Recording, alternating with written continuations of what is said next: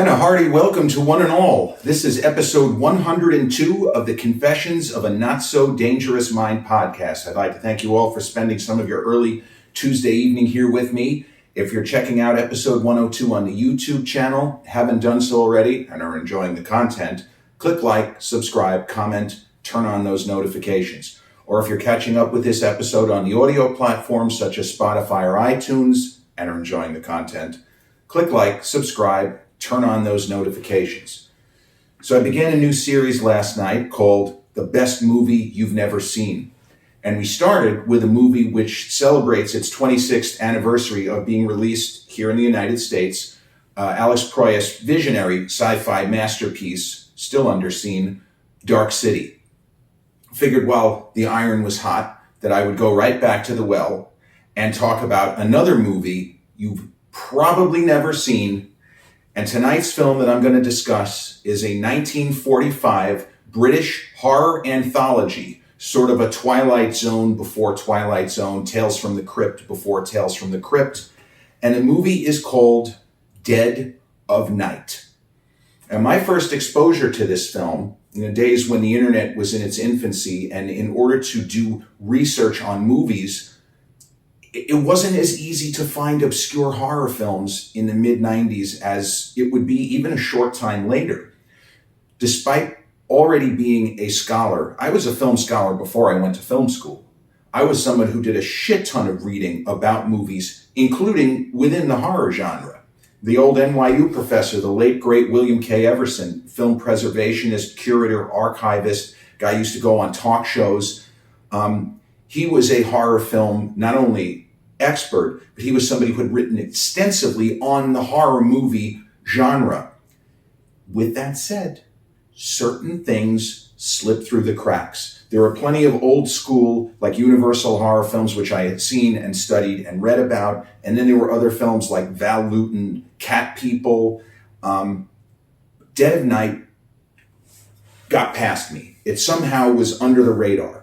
And my very first semester at New York University, fall of 1994, the same semester where early on I iconically, legendarily punted the opportunity to see The Shawshank Redemption a full month. A final print punted opportunity to see The Shawshank Redemption because I was a miserable POS, pain in the ass kind of a personality. But that same semester, I took a class called The Horror Film with, if I may say this out loud, my favorite NYU professor of all time, the great David Legowski. And when he gave us a syllabus, the first class, the internet existed, as I say, but the syllabus was not printed online. We were still Stone Age professor handing us dittos, Xeroxes, if you want to get cute. Can you make me a Xerox? Yeah, fucking Xerox. There you go. It's one of the great things that the word Xerox is used incorrectly, because Xerox was the company it was the foremost copy company in the world. And instead of saying, can you get me a copy, people said, can you get me a Xerox? Talk about brand market penetration right there. That's it. But he handed out Xeroxes, copies of the syllabus. And I knew most of the movies on the syllabus. There were some obscure horror films which I kind of thought that I heard of. I said, Terror at the Opera, and wait a minute, I'm not sure if I know that one. Oh, that's Argento. Okay, I know that. And some of the other ones, Todd Browning's Dracula, Bride of Frankenstein, a lot of the kind of standards and the classics we watched in this class. Oni Baba, don't think I know that one. Qui-Gon, don't think I know that one either. Horror of Dracula. There we go, Hammer Horror, I know this. So just a quick, 20-year-old me, no patience for anything, the quick glance. There was one movie on that list that I knew that I had never heard of, because I was familiar with horror from around the world. I had at least an idea that, okay, there's a series of very intense Japanese horror films in the 60s, and I know who Dario Argento, I knew who he was, and obviously the Nightmare on Elm Street movies and Friday the 13th. John Carpenter's Halloween was on the syllabus. But Dead of Night, I remember saying, it sounds familiar. I don't know this. And I didn't do any more research because there wasn't any more research. I couldn't Google to say, hey, wait a minute, I don't know this movie. So when I looked at it, I didn't immediately calculate as I would now, or any person interested in film who could have Googled said, oh, this is like Twilight Zone or Vault of Horror or Tales from the Dark Side or Tales from the Crypt. But this is the first iteration of that style of movie. So it was early in the semester, and I was excited because I didn't know what it was. And also, the movie was, well, now it would be 80 years old, but it was already almost 50 years old. I mean, October of 1994 is quite some time ago. It's kind of painful to admit, but yes, this was already a very old movie.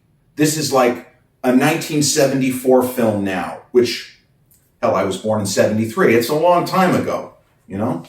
In the immortal words of Robert Klein, a little older, more decrepit. Yeah. But I was intrigued.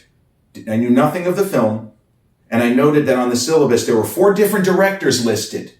Out of context, that's weird. That's suspicious, right? Cardi B, that's weird. I wonder what that means. Would they really make a movie, an hour-and-a-half feature film, where 4 different people directed? Well, Professor Legowski introduced the film and said, first he asked how many people in the class had heard of it. I don't remember anybody raising their hand. Maybe one guy raised his hand. And given the attitude I sported back then, fucking guy's full of shit. You know, that was always the attitude. Very cynical, dismissive. Basically, this is how Generation X was. We were very cynical and sarcastic before it was cool. We were trolling people, not online, but we were doing that kind of thing, having that kind of reaction. Who saw this movie? Oh, Jonas, you saw it. Bullshit. Mr. Cohen, anything to say? No, bullshit. Yeah, that was me. That's me. So I asked, Professor, I've never seen a movie that's listed with 4 filmmakers. Are we missing something, or what's the context? You know, I had it in me to ask real questions, and I adored this professor. So I might try to drag someone else in the class, but I never was disrespectful to him. I asked what I thought was a really good question. And he smiled because he was hoping that somebody was going to ask that question because it would be easier for him to answer than to just jump into an explanation. So he says, yes. And then a couple of other people in the class said, yeah, you know, I was thinking the same thing, and, you know, kind of giving me one of these because you didn't always want to ask questions. When a professor launched into like a monologue, almost like at the Oscars, an opening monologue, you didn't really want to interrupt them. But he paused, and I asked a question. He says, yes, Jeremy, this movie is split into 4 segments. Huh. And then somebody else said, you mean like a Twilight Zone? Because many of us were familiar with the Twilight Zone movie, which had come out a little over a decade earlier. And that was a movie that had 4 filmmakers: Spielberg, Landis, Dante, and Miller. And the irony is, the greatest of the 4, Spielberg, directed probably the weakest segment. And the second most talented of those filmmakers, arguably, John Landis, directed the next weakest. The best segment was directed by Miller. And Joe Dante's segment was very interesting. The idea was that was a similar kind of story, although that was based on a TV series. The Twilight Zone, the movie, the way they assembled it was, it's 4 kind of creepy stories, but there is a prologue and epilogue that kind of ties into the 4 creepy stories and really wallops you. And this is the idea. So he said it's like that, and you remember how there were 4 different directors that each directed their own segment, even though technically it's one movie, Twilight Zone, the movie. But it's like 4 mini movies in one movie. So as soon as he said that, I said, okay, I get it. And then somebody else says it sounds like the HBO show Tales from the Crypt, and somebody else says, no, wait a minute, Tales from the Dark Side. And then there were all of this back and forth. And he said, okay, so I'm glad you guys know this. You know what to expect. It's an old movie, but don't sleep on it because it's going to surprise you. And I will tease one thing. There is a sequence near the end of the movie you will not believe, where you will see so many different movies of later years being referenced, or that they took inspiration from or flat out copied from. I think you're all going to really enjoy this. So he starts the movie, and there is a segment which very clearly prefigures the Final Destination movies, where you have a character who gets stuck on a number, and their fear of this number and of some kind of an eerie premonition ends up saving their life. It's plain as day. Twilight Zone later did an episode called 22, which took from that. And then the entire Final Destination series is premised upon premonition and the idea of if you're fucked, you're fucked. And so each of the short stories, short movies, they don't really seem to connect with the main thread of the plot, which is that a number of people gather at this sort of remote, and I know that's a cliche in a horror movie, a kind of dark and scary mansion. Although it begins in the daytime and it's not really that dark and scary. There's one character though. You have a character of a psychiatrist who is always explaining all of the bullshit away. You know, he's the guy in the horror movie that is not convinced that anything weird is happening. There's got to be somebody like that, and there is a psychiatrist in the movie whose purpose is to keep saying, there's a logical explanation for all of this. That guy. But one of the characters, the main character, in the sort of framing sequence, is convinced that he's getting major deja vu in the setting with these people. And it's basically is a bunch of people telling a scary story or a weird story of the occult or the supernatural. And this one character, it's a character, the actor's name is Mervyn Johns, if you want to Google him. He's technically the lead in this film. He's convinced that he's been here before and met all of you before, and there is something fucking wrong because it feels like I'm living in a fucking circular loop. Now, he doesn't say circular loop, but this is what we get from this character. And it's all really intriguing. And the kind of short movies, the one with the premonition is very scary. And the final one, which deals with the late great Sir Michael Redgrave, is a ventriloquist who has a dummy that begins to take over his life and everything else. That story was literally turned into a feature-length film with Anthony Hopkins, who was very young at the time, in the late 1970s, called Magic. Not a coincidence.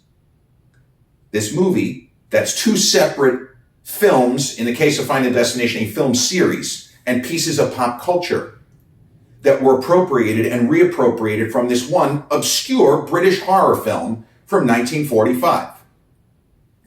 As the story progresses and develops, and we see, and there's one segment that I remember when I was watching it, which is more comical than anything else. It's about a couple of guys, like, they're on a golf course, and they're dead, and it's not scary at all. And there are certain prints of this film that do not include that particular segment and any reference to it because it almost throws everything out of whack. Nowadays, you might do that intentionally, as you've seen with horror films such as Scream, where you have graphic, brutal, and bloody violence, but then you have lighter moments. Often within the same scene, you have laughter, death, death, laughter. But in this movie, to me, it always stood out as a little bit wonky. And but I remember when I saw the film, when we got to the end, I said, okay, it's logical, it makes sense. At a certain point in the second segment, somebody said out loud, presumably for Professor Legowski's ears, "This is really good. This is really creepy." And Legowski stopped the movie. And you could see, even in the dark, he was smiling. He was happy because he wasn't sure. He was a very young man. I believe he was still in his 20s at the time. He wasn't sure if this movie, which was, as I say, already almost 5 decades old, was going to play. But we were all on the edge of our seats because it weaves this weird setup where a guy's talking about what amounts to deja vu, and you have a fucking pain-in-the-ass psychiatrist who is shooting down every theory that everyone is, That kind of guy. He was thrilled that we were into the film. And he said a few more words. He said, yeah, I'm really glad you're enjoying it. Oh, yeah, can we get back to the movie? And turns the movie back on.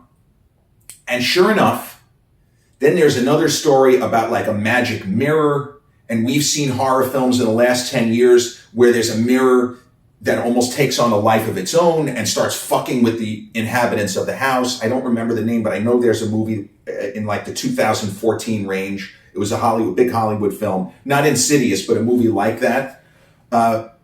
There's like a creepy mirror where a guy keeps looking into the mirror and imagining all kinds of crazy shit happening. So we reach the end of the 4 short stories, and then all of a sudden a crazy mashup of all of the stories collide. And it is absolutely bonkers, batshit crazy 5 minutes where we just can't believe what we're looking at. It doesn't feel like something from 1945. It is scary for any time. And contemporary audiences, anybody stumbling onto this film for the first time, is going to be freaked the fuck out by the way the story comes to its conclusion. No spoilers. I'm not going to tell you how it turns up. But the people in the house telling the scary stories, they're not just there for shits and giggles, and they're not just there to tell a scary story. Everything ends up being inextricably linked. And at the end of the film, this is the only time I saw it in what could be considered a movie theater type setting, the 6th floor, the Tisch School of the Arts Cinema Studies wing, had this really nice, whether 1994 or 2024, it probably doesn't look that much different, a beautiful high-end screening room where you had a projector sitting up, and they would actually be switching the film cans. We only watched movies that had actual film cans. DVD was still years away. And they certainly weren't going to use VHS tapes. Oh my God, a professor, they would have had a heart attack. The idea of watching a movie on a VHS tape. They had enough trouble if they couldn't get a print. You had to pretty much bully them into getting the laser disc because they thought even that was a disgrace. Nowadays, with nothing but streaming services and very few film cans to be found, maybe in universities, but physical media includes DVD and Blu-ray. And as Christopher Nolan has pointed out, we need to continue to produce physical media, even if the purists object to the idea of watching a movie on anything other than its purest format, which would be film cans. We don't want the evil streaming services to control what we watch. And a movie which I love from 2023, Leave the World Behind, the entire film could be boiled down to its barest essence, the need for physical media, so the evil streaming services don't tell you what you can or cannot watch. We don't like Chris Nolan. Fuck him. We're not going to show any more Chris Nolan films. We're not going to show any more Hitchcock films. Or in the case of Leave the World Behind, it's not that. It's more the idea of, if you have unlimited generator power, let's say that there is a major power outage. And in the world of this movie, Dead of Night, there is scenes of a power outage. But let's just spitball, okay? We have rolling blackouts, a massive power outage. There's no power anywhere in New York State, and we learn there's not going to be any power in New York State for the next month. Let's go that crazy. An event like a terrible hurricane, we're not going to have any power for at least a month. There's probably not going to be any streaming services up and running because the satellites are knocked out. There's nothing. But if you have gas, if you have, let's just say, Will Smith in I Am Legend, you have unlimited fuel and unlimited generator power. And you have a vast library of Blu-rays, dozens and dozens of TV series, thousands of movies in your basement. Well, you're good to go. In the immortal words of Jack Nicholson, in As Good as It Gets, so crazy someplace else. We're all stocked up here. You're all stocked up here. Physical media. You have the means to have power on and turn a TV on through generator power. You can't get any fucking streaming service because the satellites are knocked out and nothing is working but Blu-rays, DVDs, VHS, film cans. will still function. Right? So, the craziness of the end of this movie, the lights come up, and we're all sitting there in shock as the projectionist behind us, the professor rarely acted as projectionist. Sometimes they would help the projectionist keep things together, because if you have a lot of different reels and it's dark, you might get mixed up and put the wrong reel on. That happened plenty of times. They're supposed to switch from reel 2 to reel 3, and suddenly we have reel 6 on. Hey, how did we go from 2 people in a library and now they're having sex? And it's a different woman we haven't met yet? You know, that literally that happened. It's kind of funny. You're not going to get that in a Blu-ray. When the movie was over and we talked about it, we went over some of the things that I mentioned to you that, wow, this movie really, and Final Destination had not come out yet. But we talked about how good this movie was, how intense it was for a sort of stately British period horror. It was fantastic. And even with the fact that there were different filmmakers involved, it felt as if they were working towards not a common good, but they were working to coalesce into a whole, which was a phenomenal horror film. Better than Twilight Zone, the movie, which I have a soft spot for. I really like it, even the weaker segments. The Spielberg segment, which generally speaking, if somebody says, what is the worst thing that Steven Spielberg ever did as far as a movie? Some people will immediately say 1941. Other people might say, you know, the sequel to Jurassic Park, Jurassic World, which was not great. But many will say, the segment that he directed for Twilight Zone, it's really shit. He's got to be able to do better. Well, he did do a lot better. Shut up. I like it. I like all 4 segments. The first segment, directed by John Landis, is notorious because the actor Vic Morrow and 2 kids he was working with perished because Landis did not really pay attention to the safety protocols which had been put in place. That's a whole other issue. As far as anthology movies go, Dead of Night is the best one. And for people who are horror movie fans, unfamiliar, because I would say, unlike Dark City, which it made enough money, and yes, it's 26 years old, so it's less likely people under 35 have seen it. I'm more confident that you've never seen Dead of Night.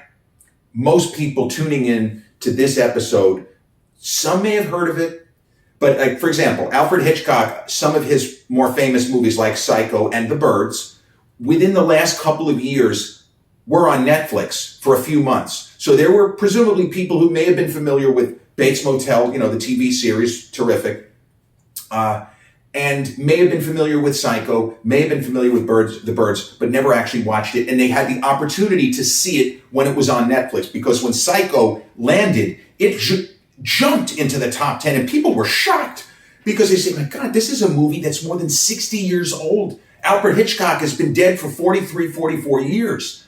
And people are still watching it. So there is that idea that people who love horror, specifically horror, will watch an older movie if they think it's good, if it is teased to them as being something different. And there are many young people who were stunned by how well Psycho played even in 2023 when they sat down to watch it on Netflix, whether or not they were familiar with Bates Motel. Now, a little bit of trivia before I close this segment. One of the 4 stories in Dead of Night is directed by someone whose name will be familiar, but maybe not for the reason you think, a British filmmaker named Charles Crichton. And it's not Michael Crichton's dad, at least I don't think. Let me double check, but I'm pretty sure that it's not Michael Crichton's dad. Well, I'll have egg on my face if it is, because it's spelled the same way. Charles Crichton was a British filmmaker. And man, he was 89 when he passed. But he was born in 1910, so he was in his early to mid 30s when he made this movie. Man, that's pretty significant. No, it's not. It's not Michael Crichton's dad. But the reason why I brought it up is that he made another movie in the 50s, which is a kind of legendary film with a young Sir Alec Guinness, years before Bridge on the River Kwai, 25 plus years before Star Wars Episode 4. A New Hope, called The Lavender Hill Mob. And Alec Guinness, if you only know him as Obi-Wan, what an amazing actor he was, an incredible screen performer. So he did The Lavender Hill Mob, Charles Crichton. It's one of the best films, certainly of British films in the early 50s, for 100% certain, and an amazing performance from Sir Alec Guinness. But most importantly, a movie that actually I mentioned on the channel when discussing Kevin Kline's extraordinary dual performance in the movie Dave, in the other series that I've started, Most Underrated Film Performances. I mentioned the movie A Fish Called Wanda because that's where Kevin Kline won an Oscar for Best Supporting Actor. And this was my way of pointing out that Kevin Kline may not be a name that's that well known for movie fans under the age of 40 in particular, but he was someone who was very highly respected within the industry and somebody who was always thought of as a massive talent. And he had the hardware, the Oscar hardware to show. A Fish Called Wanda, the movie for which Kevin Kline won Best Supporting Actor in a film which is technically John Cleese and Jamie Lee Curtis's movie. We remember Kevin Kline's performance more. The director of that film was Charles Crichton. More than 4 decades after taking part in Dead of Night, the horror anthology movie I just talked about, he made a crazy screwball comedy, and one of the best really ever made. When people talk about classic screwball comedies, A Fish Called Wanda invariably gets mentioned. It's absolutely in the top 10. You want to throw The Awful Truth and Bringing Up Baby and A Philadelphia Story and the great movies that happened one night, those kinds of films, A Fish Called Wanda slots right in there. That's a guy with staying power, with lasting power and ability to continue to produce quality work. So he would have been, he was in his late 70s. That's really fucking impressive. You know, there was a time where there was ageism in Hollywood, and George Cukor, the famous filmmaker from the early sound era, he directed a film called Rich and Famous with, I think, Candice Bergen. And he was in his early 80s, and it was like, oh my God, we can't insure him. It's impossible. But here we have Francis Coppola literally completing the film Megalopolis. And he's older than that. Francis was 82, 83, might even be 84 when the film finally comes out. Something that I really love to see, that they're not just phasing out the iconic, legendary filmmakers because they're over 70, or heaven forbid, over 75. But yes, Charles Crichton directed A Fish Called Wanda 43 years after co-directing Dead of Night, an extraordinary, scary, creepy as fuck horror movie, second in the series, the best movie you've never seen. And before I really finish, the film is streaming free on Frightbox, like one of the Amazon. You can rent it on Amazon, but it is free on the app called Canopy, which I mentioned, which all you need to do is to log into Canopy and check out their entire library. And Dark City is on Canopy as well, yesterday's movie. You just need a library card. You don't even need your library card. You need a library card. If you have a friend who is willing to literally give you his digits, you're into Canopy for free, and you can watch Dead of Night anytime you want to be scared. And I guarantee you, despite the fact that the movie is so very old now, it will get under your skin and it will rattle you like you won't believe. And with that, we've reached the end of episode 102 of the Confessions of a Not So Dangerous Mind podcast, and the second part in our continuing series of the best movie you've never seen. If you checked out this particular episode on the YouTube channel, enjoyed the content, haven't done so already, click like, subscribe, turn on those notifications, and also comment, please. Or if you've caught episode 102 on the audio platforms such as Spotify or iTunes, same rule applies. Click like, subscribe, turn on those notifications. I'll be back with episode 103 real soon. Till then, in the immortal words of the Creep in Creepshow 2, try to stay scared.